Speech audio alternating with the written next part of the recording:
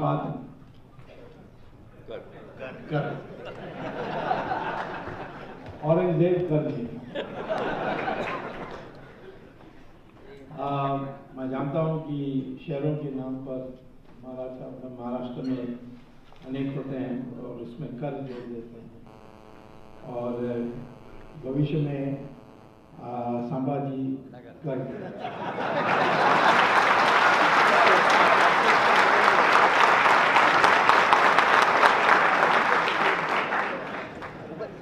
मिलिंद जागीरदार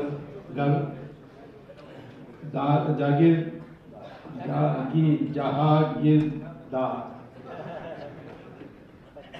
ये सुब्रमण्यम जैसे ही कष्टा और मंच में उपस्थित माननीय इस महान संस्था के ट्रस्टीगण और नासिक के आदरणीय नागरिकों, नासिक तो एक स्फूर्ति स्थान इसीलिए है कि यहाँ सावरकर पैदा हुए थे।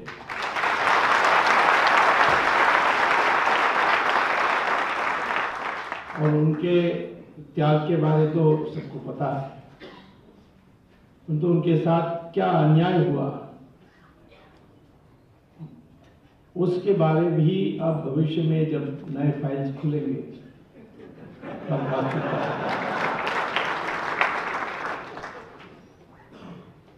सुभाष चंद्र बोस के बाद मेरा प्रोजेक्ट है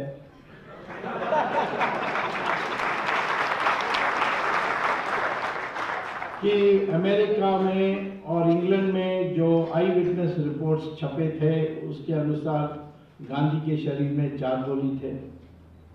मर्डर ट्रायल में प्रोसिक्यूटर ने कहा कि 3 गोली थे शरीर में, और गोडसे ने अपने बयान में कहा कि मैंने संकल्प करके आया कि 2 से ज़्यादा गोली नहीं चलाऊंगा। तो ये फर्क क्यों हुआ? क्योंकि इसके कहने पर पोस्टमार्टम या ऑटोप्सी महात्मा गांधी के शरीर पर नहीं हुई, और इस मिस्ट्री के पीछे बहुत बड़ी कहानी है जो निकलने वाली है। उसके लिए आपको 2 साल इंतजार करना पड़ेगा।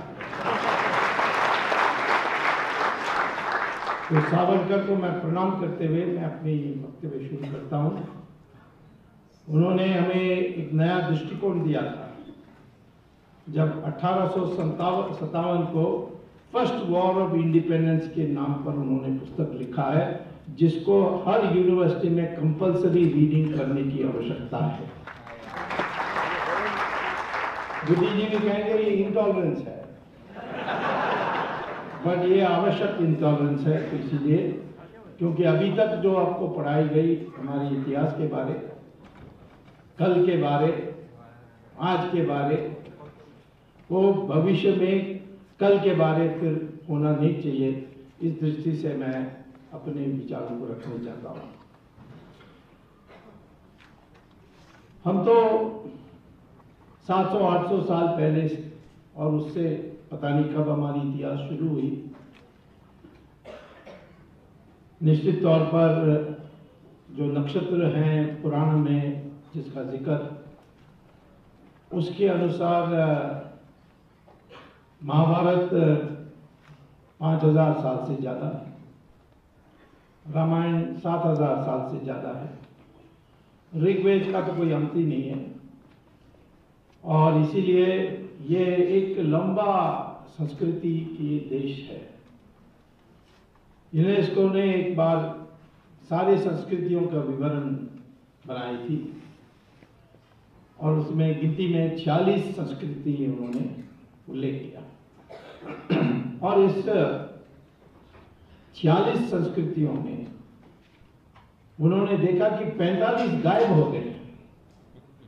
ग्रीस चले गई, रोम चले गई, इजिप्ट की संस्कृति चले गई, मेसोपोटामिया, बेबीलोन, ईरान, ज़ोरास्ट्रियन की ईरान, सब संस्कृति समाप्त।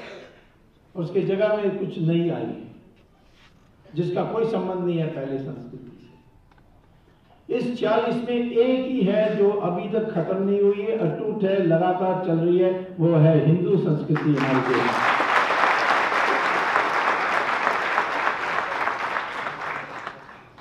मैं इसको हिंदुस्तानी संस्कृति कहने के लिए तैयार हूं यदि मुसलमान मान ले कि उनका पूर्वज हिंदू है। यदि वो कहे कि मेरा पूर्वज गोरी और गजनी है, तो फिर मैं कहूंगा हमारी देश हिंदू संस्कृति का देश है।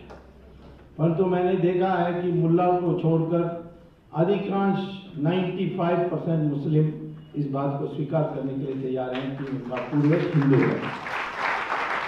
यदि वो स्वीकार करेंगे तो फिर वो अंतर्राष्ट्रीय एक समुदाय जो बन रही है ISIS के नाम से, उसका कभी हिस्सा नहीं बन सकते। वो हमारी परिवार के हिस्सा होंगे और इसीलिए वो हमारे अपने होंगे। हमारी संस्कृति, हिंदू संस्कृति ये थी कि कोई भी हमारे देश में जुड़ता है उसको अपना मानते हैं। पारसीज जिसको कहते हैं, ज़ोरास्ट्रियन धर्म के अग्नि पुजारी, उनके बारे आजकल रिसर्च आ रही है कि वो पहले हिंदुस्तान से ही ईरान गए थे और फिर जब इस्लामिक प्रहार हुआ तो वो उनका मारकाट हुआ, तो इसीलिए वो दुनिया भर के कोने कोने में भागे और हिंदुस्तान भी आए और दुनिया में और जगह में जहाँ गए वो मिट गए। लेकिन हिंदुस्तान में हमारे शंकराचार्य द्वारका के और वहाँ के राजा जिनका नाम था जदा राणा, उन्होंने उनका स्वागत किया। उनके लिए मंदिर, उनकी जो थी अग्नि मंदिर, वो बना के दिया, उनको रहने के लिए दिया और सिर्फ 5 शर्त रखे थे जो आज जो पारसी हैं आज भी उसको मानते हैं। नंबर 1, वो पर्शियन नहीं बोलेंगे, गुजराती बोलेंगे। वो पर्शियन कपड़ा नहीं पहनेंगे, वो हिंदुस्तानी कपड़ा पहनेंगे, जरी साड़ी और जो कुर्ता है, धोती है। और तीसरा कि वो अपने शस्त्र को सबको उतार देंगे। चौथा, गाय माता को छुएंगे नहीं। और 5वां कि जब उनकी विवाह होती है तो 3 संस्कृत श्लोक का उस पर जपेंगे, जिसको आज भी वो उनके विवाह में जपते हैं। तो इन 5 के बाद वो इतने हिस्सा बन गए, आज सिर्फ 60,000 ही हैं, सिर्फ 60,000 पारसी हमारे देश में। परंतु देखिए हमारे कितने पद में बैठ चुके हैं। Chief justice of supreme court के एस.एच. कापड़िया, वो चीफ जस्टिस थे। हमारे commander chief of the army Manekshaw थे। हमारे attorney general sorry Swaraj ji थे। एयरफोर्स के चीफ फाली मेजर थे। तो कोई ऐसा जगह नहीं है जहां वो नहीं बैठे और उनकी जो 60,000 के अनुपात में तो कई गुना उनको यहाँ हमारे देश में स्थान प्राप्त हुई। और कभी हमारे हिंदू समाज से इस पर कोई घृणा नहीं हुई कि इतने छोटे समुदाय को इतनी क्यों अनुपात में देना चाहिए, क्योंकि हम उनको अपना मानते हैं। और जब अंग्रेज छोड़कर जा रहा था, उन्होंने इन पारसियों को कहा कि आप बड़े छोटे समुदाय हैं, ये बड़ा समुद्र हिंदू धर्म जो है, हिंदू समुदाय वो आपको खा जाएगा।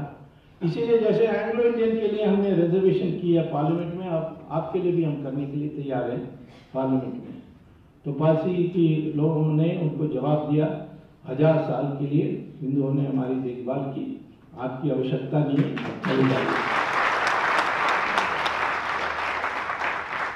इसी प्रकार से यहूदी, जूस जिसको कहते हैं, वो दुनिया में उनका मारकाट होते रहा। आखिर में इजराइल बना। उनके लोग जब हमारे देश भाग के आए, उनको हमने स्वागत किया। उनको कोचीन में और बम्बई में उनको हमने उनकी सिनागॉग जो उनकी मंदिर है उसको बना के दिया और हमारे समाज में रहे। अभी एक जनरल जिनकी देहांत हुई थी, जेकब, वो उसी समुदाय के थे। उन्होंने ही हमें बांग्लादेश के लिए, उन्होंने बांग्लादेश की जो मुक्ति हुई, वो उनकी आखिर में जो उनकी योगदान है उसको अभी तक लिखा नहीं है। जब हमारी फौज ढाका की तरफ जा रही थी, तब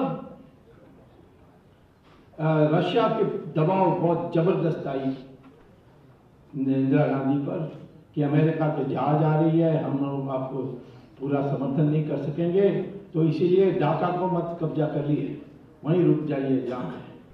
तो इंदिरा गांधी ने मानेक शॉ को कहा था कि इस जेकब को बोलो आगे ना बढ़े, और जेकब को पता लग गया कि ऐसा संदेश आ रहा है, तो उसने वो टेलीप्रिंटर में पानी डाल दी ताकि कोई मैसेज नहीं आ सकेगी, और जाका की जो उन्होंने और नियाज को जो गिरफ्तार की वो उनकी योगदान थी। और पाकिस्तान का कंप्लेंट क्या था, ये जानबूझकर इन्होंने जेकब को भेजा क्योंकि वो यहूदी थे और इसीलिए हमारी मुसलमान की भावना पर चोट पहुंचाने के लिए उन्होंने जेकब को भेजा। बाद में जेकब बीजेपी में शामिल हुए, हमारे गवर्नर बने, उनको सम्मानित करने की आवश्यकता है और होगा भी। लेकिन मैं कह रहा हूं कि जब इजराइल बना तो उस समय इजराइल ने कहा दुनिया भर के सारे जो यहूदी हैं वो हमारे देश में वापस आ सकते हैं, तो हमारे देश से भी बहुत लोग गए। लेकिन जब इजराइल ने अपनी संविधान की प्रस्ताव पास की पार्लियामेंट में, पहला प्रस्ताव उन्होंने उसके बाद पास की, उसने क्या कहा उस प्रस्ताव में, धन्य हो भारत, एकमात्र देश दुनिया में जहां हमारी की शोषण नहीं हुई हमारी यहूदियों की। और इसी हिंदू समाज को आज हमें टॉलरेंस का भाषण दे रहे हैं, जो सबसे ज्यादा जिसका फायदा उठाया है हमारे हिंदू समाज की उदारता के लिए, उन्हीं को ही हमें भाषण दे रहे हैं। ये हमारी संस्कृति थी। और ये नहीं कि हम तो लगभग 100% थे उस समय, और हमने सीरियन क्रिश्चियंस को आमंत्रित किया, अरब ट्रेडर्स भी जो केरल में आए थे उनको हमने आमंत्रित करके उनको बसाया। आक्रमण जब हमारे साथ हुई, पहले विदेश से आए हुए मुसलमान और बाद में विदेश से आए हुए क्रिश्चियन, इनकी जो 1000 साल की जो हमारे ऊपर प्रहार हुई, उन्होंने भारत देश को कभी गुलाम नहीं कर सके। कहीं ना कहीं लड़ाई चल रही थी, कहीं विजय हुआ, जैसे महाराष्ट्र में शिवाजी महाराज के कारण सारा देश में एक विश्वास हुआ कि हाँ हम कर सकते हैं। और एक तो छोटे गलती के कारण, यदि उस समय अंग्रेज नहीं आते तो मुगल राज को समाप्त करके मराठा की राज दिल्ली में स्थापित होती। यह है सही किया। अंग्रेज हमें बचाने के लिए नहीं आए। अंग्रेज आए, उन्होंने देखा कि मराठा की जो शक्ति बढ़ रही है, इसीलिए उन्होंने फिर अपने आप जो व्यापार करने के लिए उन्होंने शस्त्र उठाया और आखिर में फिर भी उनके विरुद्ध में लड़ते रहे। ये जो लड़ते रहे कि जो हमारी इतिहास है, जो आज की इतिहास की पुस्तक में नहीं है और जिसको लिखने की आवश्यकता है, और सिर्फ शिवाजी ने लड़े, राणा प्रताप लड़े, हारे, बट वो कभी झुके नहीं। आखिर में उनको घास की रोटी खानी पड़ी, घास को सूखा करके उसको पेस्ट करके चपाती बना के रहे जंगल में। तब उनके रिश्तेदार मान सिंह जयपुर का, जिसने समर्पण कर दिया था अकबर के सामने, वो आया था उससे बात करने के लिए। ये संदेश लेकर अकबर से, अकबर ने कहा राणा प्रताप को इसके जरिए कि आप अकबर को बादशाह मान लीजिए हिंदुस्तान की, और सारा जो आपकी संपत्ति है, आपकी महल है, सबको वापस कर देंगे। तो यही कहा मान सिंह ने, ये मान लो। तो उनका नहीं मानूंगा। तब उन्होंने कहा कि क्या जीवन भर घास की रोटी खाओगे, क्या मिलने वाला है तुम्हें इससे? तब उसने जवाब दिया, क्या मिलने वाला, भविष्य में माँ अपने बेटे के नाम राणा प्रताप रखेंगे पर तेरे नाम पर थूकेंगे, ये मेरे लिए काफी है। तो कहीं लड़े कहीं जीते, पर लड़ते रहे। तमिलनाडु में कट्टाबोम्मन को फांसी दी गई थी चौराहे में अंग्रेजों ने, परंतु उसका नाम आज भी चमकता है तमिलनाडु में। इसी प्रकार से रानी चेन्नम्मा कर्नाटक में, बाद में रानी झांसी, यानी हमारे देश में कोने कोने में लड़े। कई जगहों में हम विजय भी हुए, जैसे शिवाजी का तो बाल गंगाधर तिलक को मैं धन्यवाद देना चाहिए कि उन्होंने इस नाम को दोबारा उज्जवल किया। अंग्रेज तो उसको दबाने में लगे हुए थे, उसको चिकन थीफ कहते थे। जवाहरलाल नेहरू भी कहता था चिकन थीफ, जवाहरलाल नेहरू चूहे थीफ था। तो अब ये इसकी जो लड़ने की जो थी, उसमें हमारे देश में जो सारे जो लोग लड़े, उनका पूरा अभी तक विवरण किसी को पता भी नहीं है। आसाम में एक अहोम डायनेस्टी थी। लोग कहते हैं वो चाइनीज जैसे लगते हैं, ना चाइनीज नहीं, वो थाई है। थाईलैंड से आए, यहाँ हिंदू धर्म उन्होंने स्वीकार किया, हिंदू बने, फिर उन्होंने राजधानी स्थापित, एक राज्य स्थापित की। और जब मुगल आए, 2 बार मुगल आए, एक बार औरंगजेब ने फौज भेजा, उसके बाद एक फौज आई, दोनों को ऐसी पिटाई की कि कभी मुगल को जो इरादा थी कि पार करके बर्मा जाकर के साउथ ईस्ट एशिया जाने की, वो इस्लाम की जो बढ़ती हुई जो लहर थी, उसको उन्होंने रोका। और इसके बारे कोई जिक्र हमारे इतिहास में नहीं। विजयनगरम 300 साल चली हमारे देश में, और जितने जमीन उनके अधीन थी वो मुगलों से ज्यादा थी। 300 साल चली हमारी हिस्ट्री बुक में उनका क्या जिक्र है। मुगल का एक एक अध्याय, एक एक चैप्टर है। अकबर, जहांगीर, शाहजहां, औरंगजेब, शाह आलम, ये सारे हैं। लेकिन विजयनगरम के लिए एक छोटा सा पैराग्राफ है। वो है कि दक्षिण भारत में एक विजयनगरम साम्राज्य थी, जिन्होंने हिंदू पुनरुत्थान की, इतना ही है। विजयनगरम तो कर्नाटक से शुरू होकर, बीजापुर से शुरू होकर आसाम, बंगाल तक पहुंची थी, और 300 साल थी। अकबर से औरंगजेब कितना है? 150 साल। उसके लिए एक एक चैप्टर। लेकिन विजयनगरम का जिक्र नहीं, अहोम डायनेस्टी का जिक्र नहीं। गुलाब चंद जो कश्मीर की कब्जा की, तिब्बत की कब्जा की, जोरावर सिंह, इन सब का कोई जिक्र नहीं। महाराजा रंजीत सिंह, कोई जिक्र नहीं। गुरु गोविंद सिंह, कुछ जिक्र नहीं। तो इसीलिए मैं कहता हूं कि जो हम कल की बात करेंगे, उसके पहले जो सही इतिहास है, इसकी लिखने की आवश्यकता है, और लिखेंगे जरूर। मुझे एक स्टूडेंट था मेरा सऊदी अरेबिया का, जब मैं हार्वर्ड में पढ़ा रहा था, तो उसने एक दिन मुझे एक सवाल पूछा। जब क्लास हो गई थी, मेरे साथ बाहर निकला और कहा कि एक सवाल मुझे पूछना है। मैंने कहा क्या? उनका मैंने यूनिवर्सिटी से लोग कहते हैं कि ये सवाल आपसे पूछा जाए। मैंने कहा पूछो ना। तो उन्होंने कहा ये बताइए कि हिंदुस्तान में आज, इंडिया में, उन्होंने कहा today in India there are 80% Hindus, how is it possible? तो मैंने कहा ये क्या बोल रही है, मुझे समझ नहीं आती। क्यों नहीं, क्यों संभव हो सकता 80% हिंदू हो? एक जमाने में तो हम 100% थे। तब उसने कहा देखिए, हमारी इस्लामिक हिस्ट्री की जो ग्रंथ बन रही है सऊदी अरेबिया में, उसमें हम इस्लाम की जो हर जगह विजय हुई है उसकी जिक्र कर रहे हैं, उसके बारे लिख रहे हैं। और हमने ये देखा कि जहां भी इस्लाम ने जाकर कब्जा करके सरकार बनाई, उस देश में हमने थोड़े समय में उसको 100% मुसलमान बना दिया। ईरान की कब्जा की, सारा वो ज़ोरास्ट्रियन को समाप्त किया और ईरान को मुसलमान देश बनाया।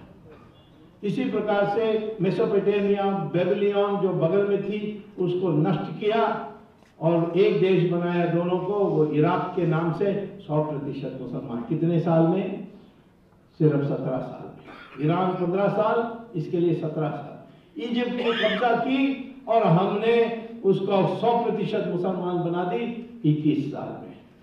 क्रिश्चियंस ने यूरोप को 50 साल में 100% क्रिश्चियन बना दी। और हिंदुस्तान में 800 साल मुसलमान, 200 साल क्रिश्चियन, और अभी भी आप 80% हिंदू है। इसके पीछे क्या? इसके पीछे यही है, लड़ते रहे, कभी झुके नहीं। और इसीलिए 1947 में हम उस समय 80% प्लस थे, और 80% को, अब इस 80% को कैसे हम संगठित करें कि ताकि हमारी संस्कृति भविष्य में भूल ना जाए। तो ये हमारी आज जो कल की जो संदेश है वो आज की याद रख लीजिए। हमने सिर्फ आर्थिक दृष्टि से हम यानी कामयाबी या सफलता पाई नहीं। हम तो दुनिया के सबसे ज्यादा यानी हाईएस्ट पर कैपिटा इनकम के थे। कब तक थे? 1300 एडी तक, माने आज से 700 साल तक पहले। आज से 700 साल पहले हम दुनिया के सबसे समृद्धशाली देश थे। इसके सबूत कहाँ है? चाइना से आए थे फासियन, युआनचांग, वास्को ड गामा पोर्चुगल से आए। ये सारे लोगों का जो लिखी हुई ग्रंथ है उसमें साफ लिखा है कि सबसे समृद्धशाली देश है वो हिंदुस्तान है, और दूसरे लोग कहीं नहीं थे हमारे मुकाबले। मैं जब हार्वर्ड में पढ़ रहा था तो वहाँ एक बड़ी सरोवर है, उसमें म्यूनसिपैलिटी ने एक सड़क लगाई थी, तो वॉकिंग के लिए बहुत अच्छा था, तो सब वॉक के लिए जाते। वहाँ एक साइन बोर्ड खड़ी थी, लगी हुई थी, उसमें लिखा था हियर स्टूड, यहाँ खड़ी थी एक फैक्ट्री जिसका नाम, एक कंपनी की फैक्ट्री जिसका नाम था ट्यूडर आइस कंपनी, और नीचे लिखा था ये ट्यूडर आइस कंपनी आइस यानी बर्फ बेचती थी हिंदुस्तान, इंडिया को वो ट्रेड करते थे मैसेच्यूसेट्स से। तो मैंने सोचा ये बड़ी विचित्र है, 1636 में बर्फ भेज रहे हैं हिंदुस्तान, ये कैसा हो सकता है? तो मैंने गूगल में देखा तो पुस्तक मिला, तो उसको मैंने अमेज़न से ऑर्डर किया और पढ़ा। तो क्या निकला उसमें कि हर साल जहाज ले करके मैसेच्यूसेट्स से उस समय के जो अमेरिकन पॉपुलेशन थी वो भेजते थे, और वो कांचीपुरम तमिलनाडु में आकर डॉक करते थे और फिर सामान खरीदते थे, हमारी मिर्च मसाला, हमारे कपड़ा, हमारे जो भी कुछ उनके पास नहीं है वो खरीदते थे, और उसको भर भर के वापस ले जाते थे। सोना में वो उसको पेमेंट करते थे। एक दिन कांचीपुरम का राजा, माने वो चोला डायनेस्टी का था, वो भी एक बहुत बड़ा लंबा डायनेस्टी हमारी थी, वो 2000 साल चली। उस चोला का डायनेस्टी के राजा ने इनको बुलाया और पूछा कि इतने देर बार बार आप आते हैं तो संतुष्ट है ना? तो उन्होंने कहा बिल्कुल संतुष्ट है, एक ही बात पर दुख है। कहा क्या है दुख तुम्हारा? तो उन्होंने कहा कि हम खाली जहाज से आते हैं, यहाँ भर भर के ले जाते हैं, आप भी हमारे से कुछ खरीद लीजिए। तब उसने कहा मैं क्या खरीद सकता हूँ आपसे, यहाँ तो हिंदुस्तान में तो सब पैदा होती है, जो कौन सी चीज़ आप पैदा करते हैं जो नहीं कुछ भी आप सोचिए। तो उन्होंने कहा कि देखो मैं तमिलनाडु में मैंने कभी बर्फ नहीं देखा, हिमालय में बर्फ है परंतु इसके लिए दूर जाना होता है। मैंने सुना कि आपके देश में बर्फ आकाश से गिरती है सर्दी में, तो यदि वो बर्फ लाएंगे तो मैं उसको खरीदने के लिए तैयार हूँ।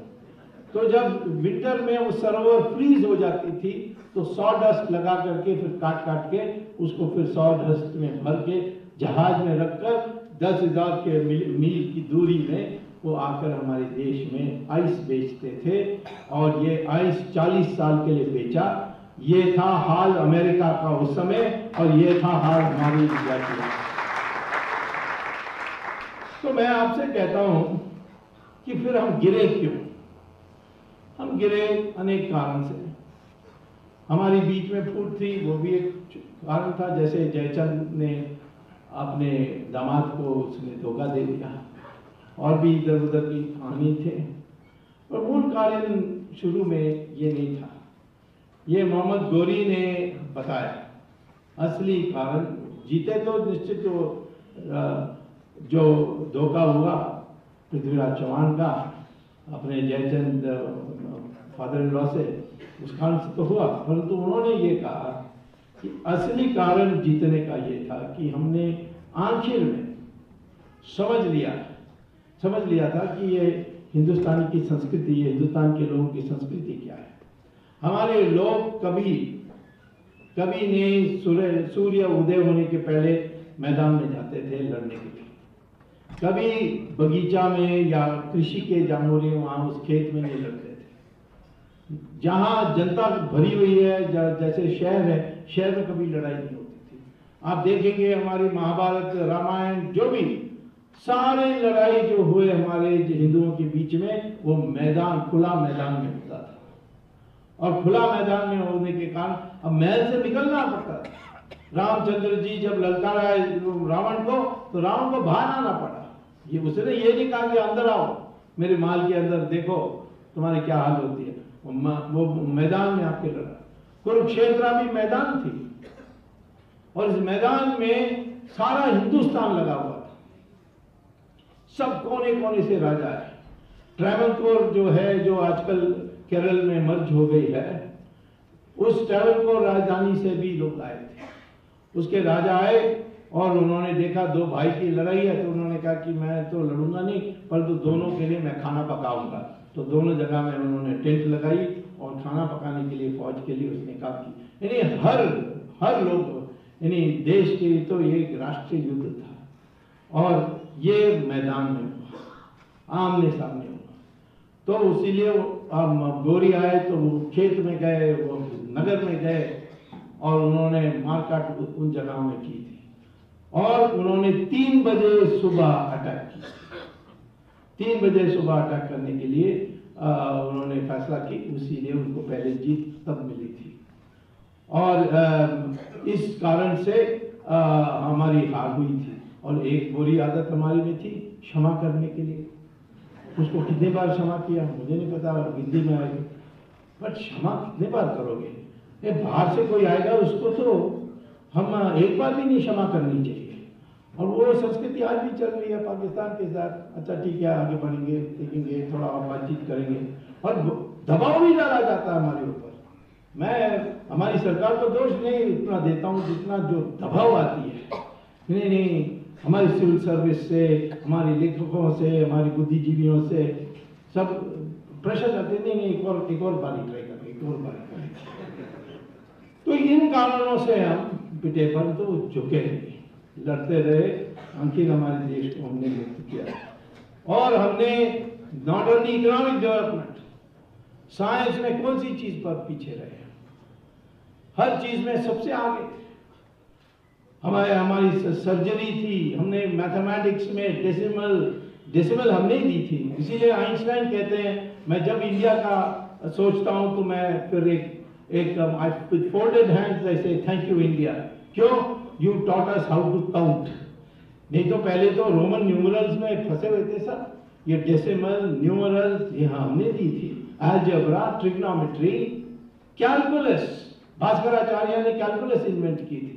अब वो मानने लगे हैं। रॉकेट साइंस आप पढ़िए, वहां की रॉकेट साइंस, जॉर्ज गमाओ जो उनका फादर ऑफ रॉकेट साइंस है अमेरिका का, उनका पुस्तक पढ़िए, या वर्नर वॉन ब्रॉन, उनसे पूछिए, उनके वो पुस्तक को पढ़िए। उसमें क्या लिखा है? Rocketry principle was first invented by Mysore kingdom in India. यानी हमने पहले यूज किया, उसको बाद टिपू सुल्तान ने उसकी कब्जा की और कोरोमेंटल पोस्ट में उन्होंने ब्रिटिश पर उपयोग किया।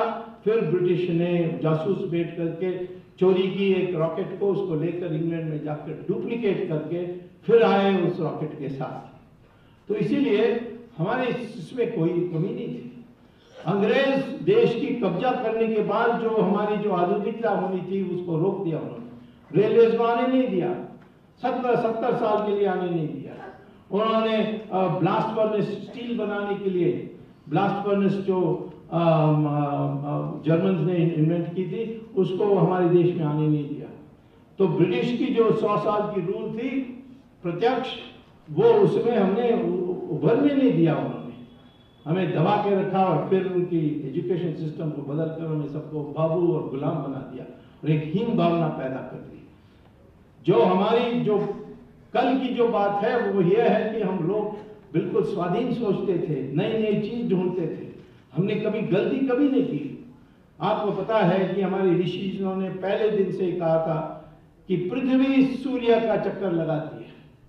यूरोप में लगातार 500 साल पहले तक ये माना जाता था कि सूर्य पृथ्वी की चक्कर लगाती है। और गैलीलियो बेचारा इटालियन, अब इटली में ऐसे